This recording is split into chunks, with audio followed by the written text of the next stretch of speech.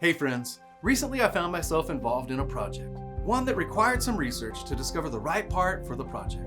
I quickly discovered that there were countless options, and maybe even more opinions about which part to go with. In the midst of the uncertainty, even concerning something rather trivial, I realized I was experiencing physical symptoms of anxiety, this sense of being overwhelmed, and again about something rather trivial.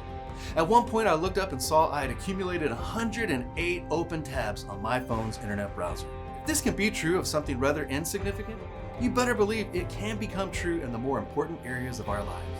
If we are not careful, we can look up and find ourselves feeling overwhelmed, anxious, and uncertain about a decision or direction in our lives. In my trivial but true example, I felt a sense of victory over that scheme of anxiety when I found the courage to close all those old unused tabs. Do you have unclosed tabs in your life that are causing you to feel overwhelmed or anxious today? If so, let me remind you of some spiritual truths from God's Word. In Matthew chapter 6, Jesus himself warns us that the culture of the world would become consumed with all the cares and concerns of this life.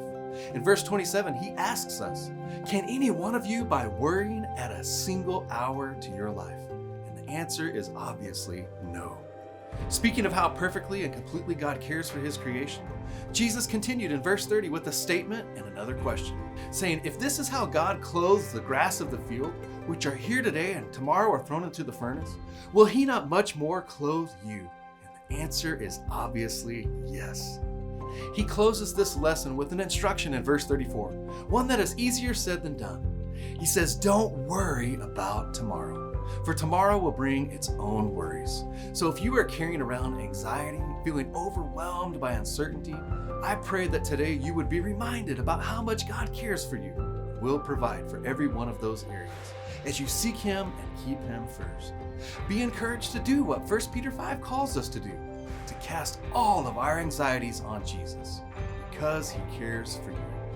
Close some of those tabs, take a breath, partner with God to tackle one day and one decision at a time. Hey, we love you. We're praying for you. Stand strong in the Lord and his love for you today.